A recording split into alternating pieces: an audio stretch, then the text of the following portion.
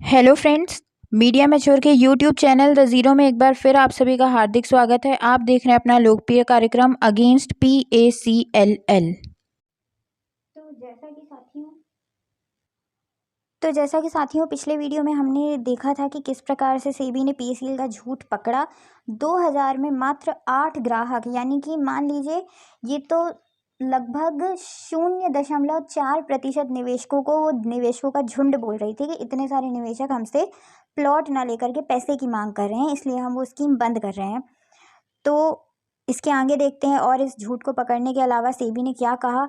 Last वाले में हम देख रहे थे वीडियो में कि अपना ये प्रेस रिलीज़ जारी की इन्होंने, मतलब भारत सरकार ने सेबी को मान्यता दी कि अब आप गाइडलाइन निकालें, और इन्होंने कहा कि वो गाइडलाइन अभी तैयार हो रही है। इसके आगे देखते हैं 45 नंबर पेज में कि क्या कहा इसके आगे सेबी ने। जो स्कीम है, जो गाइडलाइन है वो तैयार हो रही है। इसके साथ ही निर्देश दिया सेबी ने कि जब तक वो तैयार हो तब तक कोई भी नया व्यक्ति CIS की कोई भी स्कीम लागू नहीं करेगा। यानी कि जो पहले की चल रही है अभी उसको चलने दें, लेकिन नया कोई भी व्यक्ति अब आगे इस स्कीम में हाथ नहीं डाल सकता जब तक कि हमारी गाइडलाइन तैयार नहीं हो जाती। इसके साथ ही सेबी ने स्पष्ट कर दिया था उस प्रेस रिलीज में कि जो भी व्यक्ति सेबी की इस धारा 12(1)(b) के अंतर्गत कोई लाभ चाहता है तो इस प्रेस रिलीज से लेकर के 21 दिन के भीतर भीतर वो लिखित में सेबी को जानकारी दे इस बात की। और इसी के ये नवंबर में प्रेस रिलीज जारी हुई और दिसंबर में इन लोगों ने अपनी वो स्कीमें बंद कर दी। कहीं ना कहीं इसका संबंध इनको अपनी प्रेस रिलीज के साथ लगता है। यानी ये देखिए यहाँ पर लिख रहा है the discontinuing of plan code 10-27 by PACL appears to be an outcome of such press release. यानी कि ये कहीं ना कहीं इस प्रेस रिलीज से संबंधित लगता है, क्योंकि इनके मन में आ गया कि अब ये प्रेस रिलीज आ गई है, अब कुछ ना कुछ उल्टा सीधा होगा, पहले ही अपनी ये स्कीमें अपन बंद कर दें। सेबी इसके आगे बोल रही है जो हम ऊपर इनको शो कॉज नोटिस में इनके ऊपर जो हमने इल्ज़ाम लगाया है, इसके अलावा हमने ये भी जांचा है, मतलब जो ऊपर अब तक ये इल्ज़ाम लगा चुकी है वो तो ठीक अपनी जगह पर है सही। इसके आगे और भी ये बता रही है कि हमने ये सब भी नोटिस किया है कि PACL ऐसा भी बीच में आर्गुमेंट कर रही थी कि जो भी प्रेस रिलीज में सेबी ने कहा वो कोई डायरेक्टिव नहीं था, यानी वो कोई निर्देश नहीं था जिसके लिए PACL पर कोई लीगली कोई संवैधानिक रूप से लागू हो, ऐसा PACL कहती है सेबी से। भाई ये चीज़ गलत है। अगर सेबी ने प्रेस रिलीज जारी की है तो उसको आप उसका निर्देश ही मानेंगे। आज अगर सेबी लिख के भेजेगी PACL निवेशकों के लिए कोई भी निर्देश या कोई भी आदेश किसी भी अखबार में अगर आता है, नीचे लिखा रहता है कि ये सेबी द्वारा कहा गया है, और अगर ये असलियत में सेबी नहीं छपवाया है तो वो आपको अलग से घर में लेटर नहीं भिजवाएगी हर एक निवेशक को। वो एक पब्लिक नोटिस है, वो आप अपने लिए मानिए उसको। अलग अलग निवेशकों को वो नहीं भेजेगी। तो PACL ऐसा कहती है कि ये तो सिर्फ एक उन लोगों ने डायलॉग मार दिया वहाँ पे जाके, तो ऐसा बिल्कुल गलत है। ये भी सेबी ने पकड़ लिया इनका पॉइंट कि भाई हमने प्रेस रिलीज की है, तुम्हारे ऊपर क्यों नहीं लागू होगी? तुम क्या कोई कलेक्टर हो? तुम क्या कोई प्रधानमंत्री हो तो तुम्हारे ऊपर ना लागू हो? और हमारा जैसे अभी मैंने कहा उसी प्रकार से सेबी ने भी फटकार लगाई PACL को कि ये जो आपका आर्ग्यूमेंट है ये बिल्कुल भी वैलिड नहीं है, गलत आर्ग्यूमेंट है, क्योंकि ये जो भी प्रेस रिलीजें थी ये भारत सरकार के कहे अनुसार जारी की गई थी ताकि CIS की गाइडलाइन बन सके फॉर फॉर्मुलेटिंग रेगुलेशंस, CIS को रेगुलेट करने के लिए, for regulations for regulating CIS, यानी उसको बनाने के लिए, CIS की दिशा निर्देश बनाने के लिए जो भी प्रेस रिलीज जारी की गई वो भारत सरकार द्वारा की गई।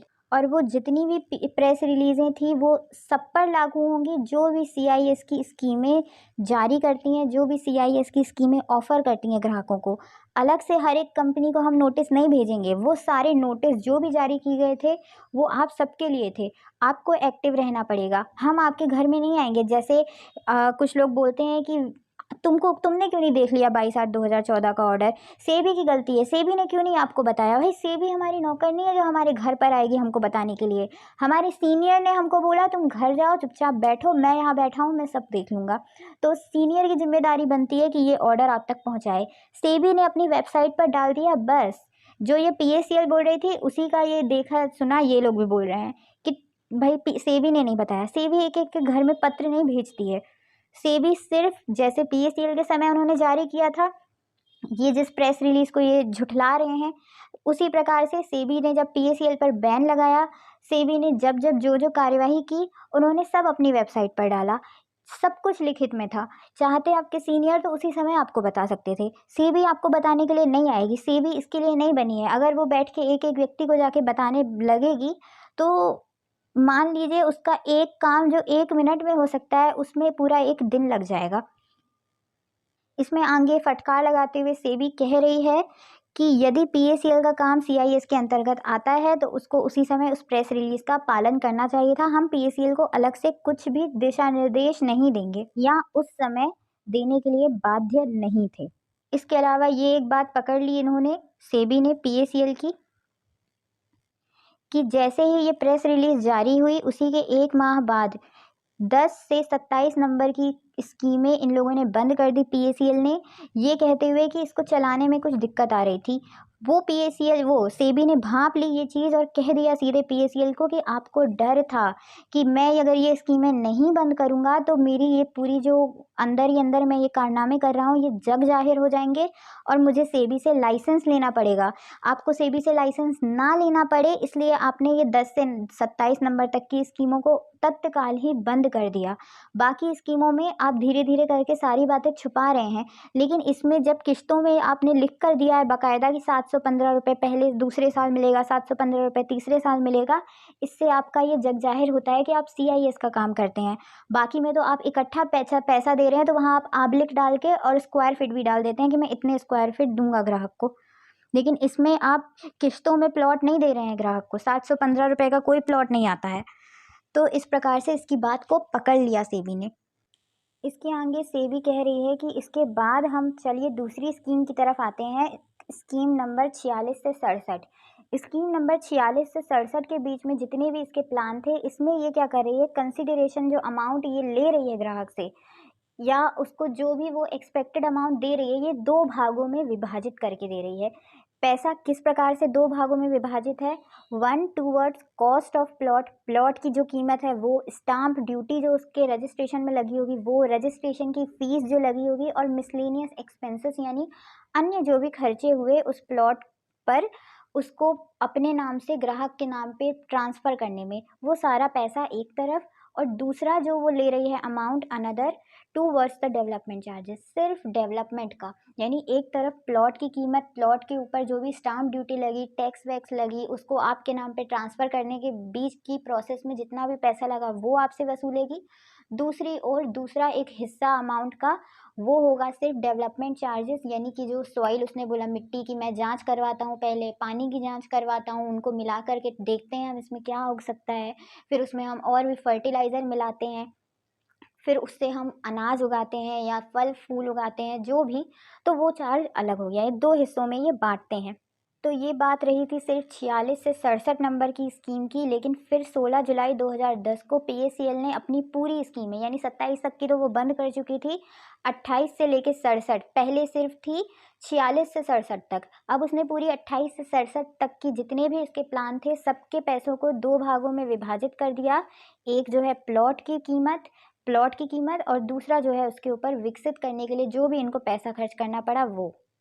इसके अलावा जो भी एक्सपेक्टेड वैल्यू थी प्लॉट की, ये सब में भी बहुत संशोधन किए गए पीएसीएल द्वारा कि जब प्लान ख़त्म हो जाएगा, टेन्योर ख़त्म हो जाएगा तो हम प्लॉट की किस स्कीम के अंतर्गत क्या कॉस्ट रखें, इसमें भी इन लोगों ने बहुत फेरबदल किए। Such bifurcation of consideration has been illustrated below, और नीचे टेबल सी में इन लोगों ने इस बात को समझाया है। ये देखिए यहाँ पर साफ ये टेबल सी आ गया। Installment payment plan, development agreement term 72 months, plan code 50, यानी ये आईपीपी प्लान है, 72 महीने का है, यानी 6 साल का प्लान, और ये प्लान कोड जो है 50 नंबर है। इसमें देखते हैं उदाहरण के तौर पर क्या बोला है। ये स्क्वायर फुट यार्ड में प्लॉट की साइज़ है 500। इसके आगे ये कंसिडरेशन यानी कि जो आपसे इन्होंने लिया पैसा, टूवर्ड्स प्लॉट स्टाम्प ड्यूटी और रजिस्ट्रेशन फ़ीस लिए आपसे 20,000, डेवलपमेंट चार्जेस लिए आपसे 30,000 और टोटल ये हो गया 50,000, यानी कि प्लॉट की कीमत हो गई आपकी 20,000 और उसको जो विकसित बनाया प्लॉट को उसकी कीमत हो गई 30,000, टोटल हो गया आपका 50,000। ये आपने इंस्टॉलमेंट में यहाँ पर जमा किया। इंस्टॉलमेंट कैसी है आपकी, अगर आप हर साल किस्तें जमा करेंगे तो ईयरली में आपको आ जाएगा 8,335 रुपये की 6 किस्तें देंगे, हो जाएगा ये पैसा पूरा। अगर आप हाफ ईयरली प्लान सेलेक्ट करते हैं यानी 6 महीने वाला तो 4290, और अगर आप क्वार्टरली प्लान आप करते हैं यानी 3 महीने वाला तो 2175। ये 24 किस्तें आपको देनी पड़ेंगी, यहाँ पे लिखी हुई हैं, यहाँ पे 6 किस्तें, यहाँ 12 किस्तें, क्वार्टरली में 24 किस्तें, और मंथली करेंगे तो पूरी 72 किस्तें हर महीने 735 रुपये की। प्रोजेक्टेड और एक्सपेक्टेड वैल्यू यानी कि आपने यहाँ 50,000 का प्लॉट लिया, अब आपको जब ये विकसित करके देगी उसकी कीमत क्या हो जाएगी, ये 77,100 6 साल के बाद। इसी प्रकार से दूसरा उदाहरण जस्ट दुगना लिया इसने 1,000 रुपये का, 1,000 स्क्वायर यार्ड का, जिसकी 40,000 प्लस 60,000 आपने जमा किया यानी 1,00,000 जमा किया। ईयरली में करेंगे तो 16,670, हाफ ईयरली में करेंगे तो 8,580, क्वार्टरली में करेंगे तो 4,350, मंथली में करेंगे तो 1,470, और ये एक्सपेक्टेड वैल्यू अंत में 1,00,000 लगाने के बाद मिलेगा 1,54,100। ये देखिए कितनी मेहनत की है सेबी ने। ये सब मेहनत सेबी ने क्यों की? क्योंकि पीएसीएल अपना जुर्म कबूल करने को तैयार नहीं है, पीएसीएल कस्टमर एसोसिएशन अपना जुर्म कबूल करने को तैयार नहीं है, निवेशक की बातें सेबी तक पहुंच नहीं पा रही हैं, तो सेबी को ये सारी मेहनत करनी पड़ी। अगर पहले ही पीएसीएल कस्टमर एसोसिएशन पहले ही अपने पत्र में बोल देती कि भाई ये पैसे के बदले में पैसा ही देती है, प्लॉट यहाँ पे इक्का दुक्का ग्राहक भी नहीं लेते हैं, कोई अपने जहाँ वो रहता है इससे एकदम दुगनी दूरी पर तो ये देते हैं। भाई भारत के एक कोने में निवेशक रह रहा है, उसको भारत के दूसरे कोने में ये लोग प्लॉट दे रहे हैं, तो वो वहाँ पागल है क्या जो वहाँ पे प्लॉट लेगा?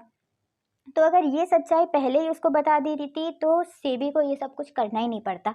लेकिन यहाँ पर बेवकूफ़ सबने बनाया है आपको। सेबी ने जो इतनी मेहनत की, अब आज उसके खिलाफ बोल रहे हैं मुर्दाबाद मुर्दाबाद मुर्दाबाद। अरे उस समय मुंह खोलते 92 पेज का ऑर्डर ही जारी नहीं होता, 2 पेज का ऑर्डर होता है कि आप या तो लाइसेंस दीजिए या तो सारे निवेशक इनसे पैसा ले लो जैसे तैसे आप करके। और अब ये जो है टेबल नंबर डी में ये सीडीपीपी कैश डाउन पेमेंट प्लान यानी जो इकट्ठा आप देते हैं, ये भी 6 साल का, कोड नंबर 60 है। ये इसमें 9,000 स्क्वायर फुट का आप प्लॉट देख लो। इसमें जो है कॉस्ट ऑफ प्लॉट की कीमत हो गई 72,000, और उसमें जो डेवलपमेंट की चार्ज हो गई 1,28,000, टोटल कॉस्ट हो गई 2,00,000। अब इसमें किस्तों का झंझट ही नहीं है क्योंकि ये सीडीपीपी प्लान है, एक मुश्त है आपकी, यानी आपने यहाँ पे 2,00,000 जमा किया। अब ये आपको जो मिलेगा प्रोजेक्टेड और expected plot value on expiry of agreement time, यानी 6 साल बाद जो ये आपने 2,00,000 में प्लॉट खरीदा था 9,000 स्क्वायर फीट का, ये इसकी कीमत जो है उपजाऊ होने के बाद हो जाएगी 4,13,700 रुपये। इसी प्रकार से दूसरा उदाहरण है 18,000 स्क्वायर फीट का, जिसमें आपको 1,44,000 कॉस्ट देनी है प्लॉट की। इसके ऊपर जो भूमि को विकसित करने की चार्ज लगी 2,56,000, और ये टोटल हो गया 4,00,000। 4,00,000 का जब आपको 6 साल बाद रिटर्न मिलता वो 8,27,400 रुपये मिलता। ये हो गया 45 नंबर। इसमें बहुत गहन अध्ययन किया है सेबी ने इसका, और ये सबका जो ये करतूत है ये आपकी पीएसीएल कस्टमर एसोसिएशन के ही कारण हो रहा है। अगर ये उसी समय जा कर के सारा झंझट ही निपटा देती, आपकी सही बात वहाँ पहुँचाकर, तो कभी ऐसा कुछ नहीं होता। पर चलिए साथियों, जो हुआ सो हुआ, अब इसमें आगे का सोचना है। जिस प्रकार से एक एक करके सब गिरफ्तारियां हो रही हैं, अब इनका भी नंबर है। जब वहाँ पॉलिटिशियन को नहीं छोड़ा जा रहा है तो ये छोटे मोटे लोग हैं, ये जो ये सीबी यादव, ये गंजेड़ी गर्ग, एसपी त्यागी, भैरव सिंह राजावत, ये सब छोटे मोटे लोग हैं, ये तो चींटियां हैं इन सब के सामने। जब हाथी के हाथी अंदर जा रहे हैं तो चींटियों को कुचलने में हमको ज़्यादा समय नहीं लगेगा। बहुत जल्द हम अपनी मंजिल तक पहुंचने वाले हैं। ये सब शुरुआत है, न्यूज़ चैनलों में पीएसीएल का नाम आना शुरू हो चुका है, ये हमारी सबसे बड़ी कामयाबी है। बहुत बहुत धन्यवाद साथियों। जय हिंद, जय भारत।